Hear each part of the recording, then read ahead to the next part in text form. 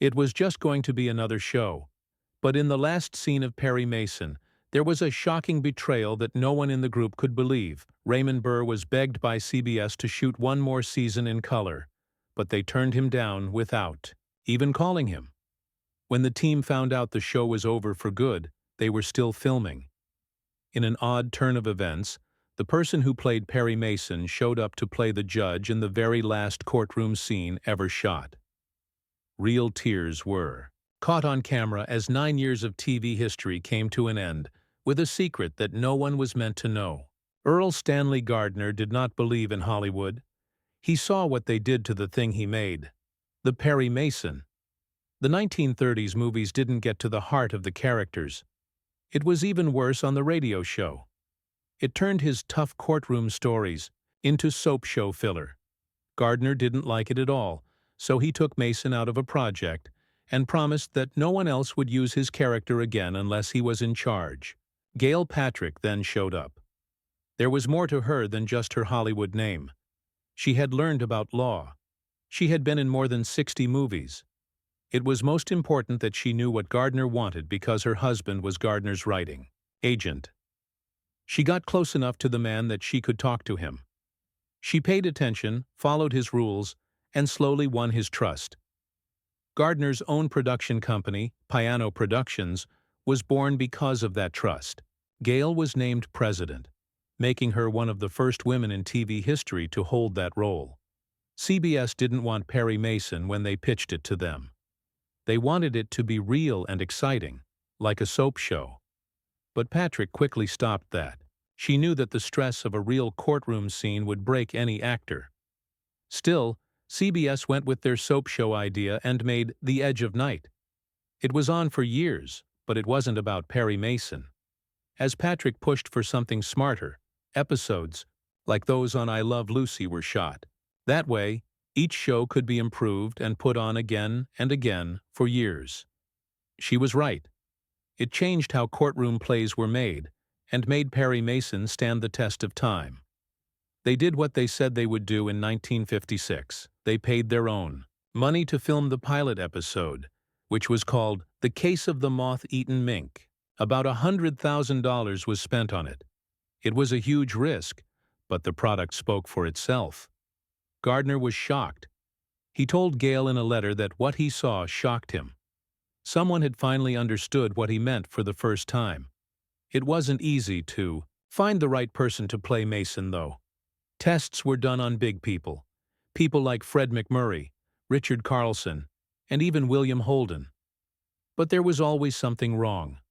The trouble was that Gardner never wrote about how Mason looked. In his books, being present, smart, and in charge were all important parts of the job. It wasn't Raymond Burr's job to play Mason. He was there to try out for the part of Hamilton Berger, the district attorney. It was his thing to play bad guys, so he thought. He might as well be one here. But something odd took place. He stole the show every time he read next to someone trying out for Mason. He was in charge. He was strong. In the end, not even the creators could ignore it. It was meant to be Mason, to Burr. The big test then came. The screen test for Burr was seen by Gardner. The response was right away. He stood up, pointed, and yelled, "That's Perry Mason!" Gardner had been disappointed for years until he finally saw his character come to life just the way he had imagined. That one moment made it official. Burr got the part. It was just as careful to choose the rest of the team. Barb Hale was hired to play Della Street, the loyal servant. William Hopper, who had tried out for the part of Mason at first, was cast as private investigator Paul Drake instead. William Talman got the part that Burr had first tried to get.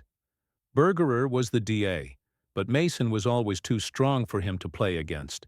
Ray Collins came in as Lieutenant Tragg, the police detective who is skeptical but has strong morals. As soon as they were together, they clicked.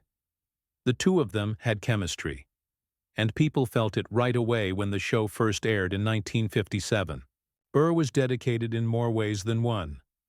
Gail Patrick told him straight out, "You're great, but you need to lose weight." He paid attention. Burr lost almost 100 pounds in just 1 month. He changed the way he looked and broke his stereotypical image. He stopped being the bad guy in movies and became the sure of himself, smart, and trustworthy lawyer that people would trust for years. The weight fight wasn't over, though. During the long run of the show, Burr slowly got it back. The work never stopped, though. He once said that working long hours on set helped him keep the weight off, but that having to keep up the look was hard. Behind the scenes, Burr worked hard to stay in shape while giving one of the most famous TV performances of all time. Perry Mason wasn't just another crime show when it first came out on TV in the late 1950s. It was something new and better. Behind the scenes, the team worked so hard to make sure everything was legal that it almost felt like they were making a real law company instead of a TV show. Ben Brady was a producer who used to work as a lawyer for famous people in show business. The story writer Gene Wang was also a lawyer, so he made sure that no script had any silly mistakes that would have been seen in court. Gail Patrick Jackson was the next person. She was very interested in the law and almost became a lawyer before Hollywood called. From how a lawyer should act when they walk into court to how they should ask a witness. They worked together the whole time, even when they were casting. They needed people who could sound and look like real lawyers. They spent almost 2 years making sure everything was right before the show even aired. There would have been no Perry Mason without Earl Stanley Gardner, who made the show in the first place. He didn't just give up his character and leave. Gardner wanted to be in charge. Control for real. He made a deal with CBS that gave him 60% of the company. Back then, this was unequaled. Before it got to him, every story had to go through a long process. When it did, he would take notes at the lawyer level and tear it apart. These were not nice ideas. Things did change when he said they had to. It scared the writers, but that's how he wanted it. That happened to Perry Mason before in the 1930s, and he wasn't going to let it happen again. He went so far as to write a Bible for the show that told Perry exactly how to act, say, and think. CBS agreed to everything just to get the rights. Gardner stayed active for all 271 episodes, reading over scripts, and also writing new books on the side. The first show was called The Case of the Moth-Eaten Mink. Even though it was shot in late 1956, it didn't air for months. It didn't look like a normal TV show when it finally came out. It was dark and moody inside. A shadow moved along the walls. The shots looked like they were from an old noir movie, not a courtroom play. In the background, there were gangsters. Strange notes were tucked under the tables. There was even a gunfight in Perry's office. Ray Burr also looked different. With his sharp features and tough guy hat, he looked less like a lawyer and more like a detective. The set pieces were also different. Paul Drake wasn't blonde yet, and the furniture looked more worn and rough. That style became less harsh as the show went on. The dark vibe gave way to a smoother, more unified look. The base didn't change, though. People behind it were smart and sharp, and they thought that if you were going to make a law show, it had to feel like the real thing. No one thought Perry Mason would become so popular on American TV in the years after it first aired in 1957. But fans were interested in the legal drama from the start. A lot of people watched it, and the numbers went up quickly. It came in 43rd place in its first season. It jumped to 19th by the second. It made it into the top 10 in season 3. At its height, the show was seen by more than 15 million people every Saturday night, putting it in 5th place across the country. In 1962, CBS moved the show to Thursday nights because they were sure it could beat the other shows on the weekend. It did. Fans stuck with Perry Mason for 9 seasons and 271 shows. It stayed in the top 20 until the 8th season, which doesn't happen very often. Even the top people at CBS used the show to beat out rivals like Bonanza on NBC. But it wasn't just about the scores. There was quick praise for the show from reviewers as well. It was up for an Emmy for Outstanding Dramatic Series in its first year. Raymond Burr, who played Perry Mason, became famous very quickly. Barbara Hale, who played his co-star, won an Emmy for Best Supporting Actress. He got 2 for Best Lead Actor. Even better, Burr was in almost every scene of every show, which made his work even better. There were more awards to come. The fact that Perry Mason and Burr won TV Guide awards based on reader votes shows how much regular people liked them. But the American Bar Association may have given the best award. They gave the show their first Silver Gavel Award because it was accurate and followed the law. Perry somehow won every case he worked on, but the show was more than just fun for everybody. It turned into something they did every week. Every Saturday night at 7:30 p.m. from 1957 to 1962 meant one thing: it had Harry Mason on. Families made sure that everyone had dinner and did their jobs, and that no one planned anything that would get in the way. For them, it was more than just a show. At the beginning, dramatic music set the mood, and viewers settled in for another courtroom fight full of twists. CBS put it on early in the evening so that the whole family could watch together, and it worked. For 5 years in a row, the show ruled its Saturday time spot. Fans stuck with it even after it changed to Thursdays. It was rare for people to be that loyal, but Perry Mason deserved it. The fact that it spoke to people of all ages made the show even more special. Everyone watched: kids, parents, grandparents, and even the dog. It was talked about in school. CBS was once called by a group of nuns upset that an episode didn't run. A newspaper made fun of the fact that the women at St. Theodore's were just as hooked on the show as everyone else. Ray Burr seemed to know how much people cared about the show.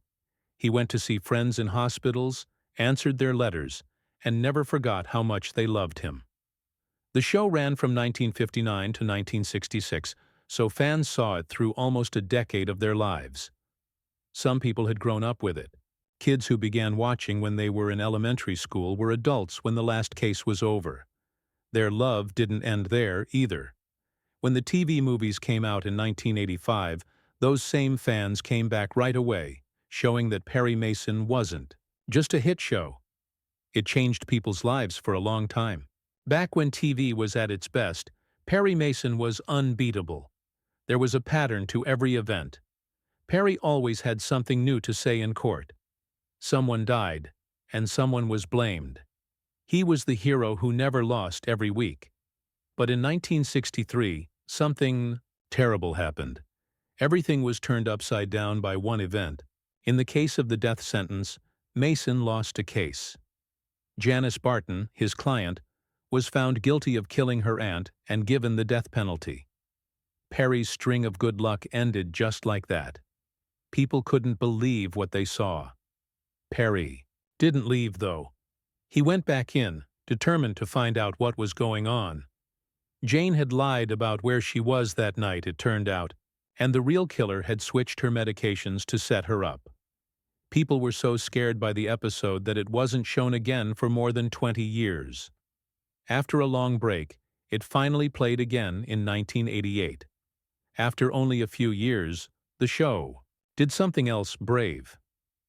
During the 9th season in 1966, all of a sudden, one episode came out in color. The story of the twist that was told twice.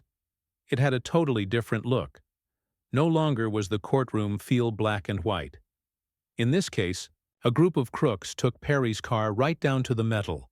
CBS did the whole thing to see if people would watch a full-color 10th season. No one had ever seen Raymond Burr's blue eyes before they became clear.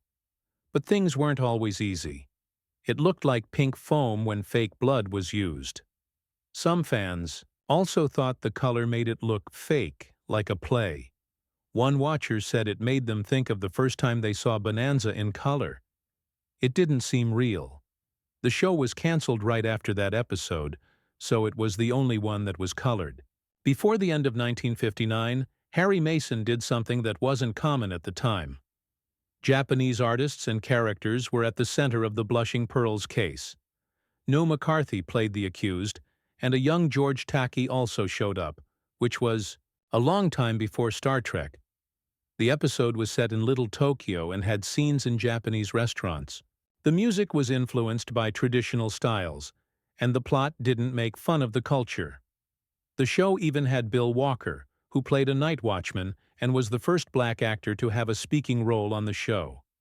Even George Takei's future seemed to have a strange link to it. Pearls from the Sulu Seas is talked about in the episode, which seems like a strange little hint at the part he'd later make famous. But not all of those brave moves worked out. In 1963, there was a black judge on the show called The Skeleton in the Closet. It should have been a moment that changed the world. Vince Townsend Jr., an important figure in the history of law, played the judge but didn't say a word. No one even gave him credit. The lawyers in the courtroom never said anything bad because they didn't want to give the judge lines. This made the whole trial feel strange and dull. It wasn't a mistake. It was planned to be this way. It was so clear that there was quiet that the press began to write about it. It seemed like the show was trying to be forward-thinking without really going the extra mile. They could have broken down walls, but instead they chose to keep them quiet. William Tellman, who was best known for playing the strict and serious D.A. Hamilton Berger on Perry Mason, walked into a scandal on a quiet Saturday night in March 1960 that almost destroyed his life. That night, cops broke into an apartment in the West Hollywood by pretending to be someone else. What they said they found turned into a big deal in the news. Reports say Tallman and a group of other people were found naked or only partially dressed. There was marijuana in the room, and there were whispers in the press that there were dirty movies and lewd photos there. Of those who were jailed, Peggy Louise Flanagan was one. She would later marry Tallman. The newspapers didn't hold back. It was called a naked marijuana party. And Tallman, who was once a well-liked actress, was treated like a criminal all of a sudden. Those who were with him were charged with drug possession and lewd behavior. The damage happened right away. After only 4 days, CBS really stepped it up. That's right, they fired Tallman before the case was over. They did not even give a good reason. They took him out of the credits, changed the day they were shooting, and took him out of the show's opening titles. His name was gone, even though 4 shows had already been shot. Things get worse from here on out. By June, there wasn't enough proof, so the judge threw out the whole case. The court agreed that the arrest wasn't fair. CBS still wouldn't change. They were ready to get rid of Tallman completely. People who knew Hamilton Berger didn't see him for 9 long months. Even though Tallman had been cleared by the law, he wasn't the only one who did these things. The cast of Perry Mason stood by him with a shocking amount of strength. When he played Perry Mason, Raymond Burr wouldn't let the network get away with it. Gail Patrick Jackson, the director, did the same. They fought back hard, and they even hinted that they might not sign new contracts with them unless Tallman came back. Hollywood didn't have a lot of people like that. He got help from even Earl Stanley Gardner, who created Perry Mason and is usually quiet. The fans also did their part. CBS got a lot of angry letters from fans asking for Tallman to come back. People who review TV shows said it was cruel and unfair to punish someone who hadn't done anything wrong. Every week, Tallman lost to court. Fight on screen, but everyone was on his side off screen. CBS finally gave in December 1960, but they did it quietly. There was neither an explanation nor a statement. There was only a quiet return to normalcy. Tallman was back on the show, and not a word about the 9-month experience was said in his episode. He went right back to where he left off, like nothing had any difference. But something did. He had lost his job, been shamed in public, and almost seen his career end. He was angry, but he never showed it. He played Berger until the Ikshai last show in 1966. In all, he was in more than 200 episodes. He even made a joke that Hamilton Berger wasn't really a loss because in a fair justice system, not convicting someone who isn't guilty is a win. It was a humble and unique point of view, especially in a field where second chances aren't common. While Tallman was getting his career back on track, another Perry Mason actor was slowly fading from view. Colonel Tragg was played by Ray Collins, who had been on the show since the beginning. But by 1960, his health was getting worse. He was sick from smoking for so long that it was hard for him to breathe, let alone do anything. He showed up less and less over time. The makers knew they had to get ready for his absence, so they cast Wesley Lowery as Lieutenant Andy Anderson to take over time. Collins stayed as long as he could, but it was getting harder for him to remember his lines, and the work was making him tired. His last show was filmed in 1963, but it didn't air until early 1964. The team wouldn't let him fade into the background even back then. Ray Burr was worn out. He wasn't going to play Perry Mason any longer after almost 10 years. He was known as the great defense lawyer who never lost a case since 1957. It was hard on them behind the scenes, though. He was worn out from working long hours, writing endless scripts, and shooting all the time. By 1962, he had already been through more than 150 very hard events, and he often worked 14 to 16 hours a day. Before getting the part, he had lost a lot of weight. But now the stress and busy routine were really getting to him. He wanted to go. He was ready to move on and maybe try something new. CBS didn't want to lose him, though. They let him know. They needed him. They kept making emotional appeals and giving more money and perks. Fans were still sending a lot of letters to the studio, and a lot of them were written directly to him. Burr didn't want to let them down or the group he had been with for a long time. He stayed, even though he no longer cared about it. Then, 1966 came along. Burr was ready to leave, but CBS still had one more card to play. They told him it would be different after one more season and asked him to stay on. It would be shot in color this time. It was a big deal. Most shows were still in black and white at the time, but color TV was becoming very popular. A color TV was still only in about 10% of homes, but that number was growing quickly, and companies were willing to pay a lot of money for color ads. CBS thought that giving Perry Mason a new, bright look would help it get more viewers. To show Burr how it could look, they even made a test episode. He said no at first. They played the loyalty card again, reminding him of the fans, the past, and the promises, even though he was tired and angry. Burr gave up in the end. He decided to do one more season because he was ready to give it his all. But after only a few weeks, everything broke down. When Burr read the news, he was at home reading a business paper. Perry Mason was no longer airing. There was no call, meeting, or even polite notice. He learned it the same way everyone else did. After 9 years, 271 episodes, and giving the part his all, CBS fired the star without telling him. Plus, they had just begged him to stay and offered big things, so it hurt. It wasn't just a personal insult. The whole group was shocked. Barbara Hale and William Hopper were shocked because they had been with the show since the beginning.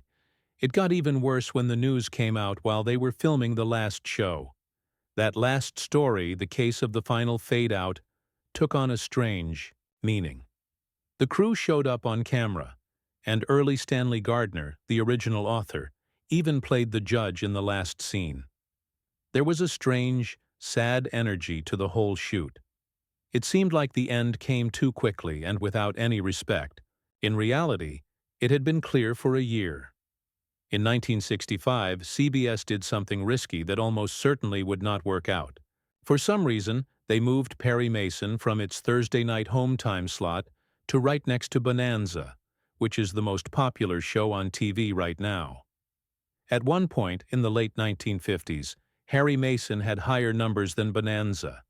But by the mid-1960s, that was no longer the case. Bonanza was a huge hit. A huge number of people watched it on Sunday nights. Over a third of people in the U.S. who watch TV. Harry Mason wasn't good enough. Ratings dropped sharply. A TV show that used to be one of the most watched dropped all the way out of the top 40. CBS put money on something. They lost. and when it didn't work, they didn't think twice about ending it.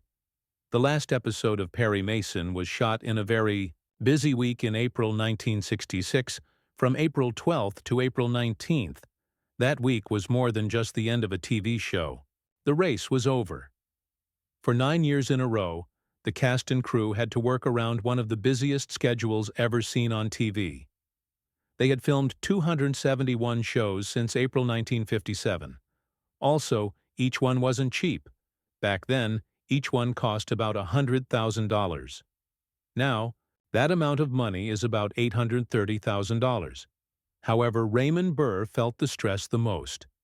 He was in almost every scene in the first few seasons. He once said that he didn't have a life outside of Perry Mason. He didn't go home. He lived on the land. His days often began at 3 a.m. I'm learning lines. Sometimes they are still being learned at 9 a.m., just as the movie would start. Burr was worn out by that pace, and by the 5th season, he was ready to leave. But CBS kept trying to get him to stay, and in the end he agreed to do one more season. The last season was the first time the show did that. Even though it was shot in color, the irony was very strong. CBS ended the show just 3 weeks after Burr agreed to keep it going. The producers were lucky enough to have enough time to plan a good ending for a show that had become a mainstay of American television. April 19, 1966, was the last day of shooting. It was a sad day. An age of groundbreaking TV dramas came to an end. One actor, Don Anderson, had small parts in more than 120 episodes and became a recognized face in the background. Perry Mason wasn't just a show for the fans and the people who worked on it. It took almost 10 years of full-time work to build the world, and in the last week, everything came to a quiet but strong end.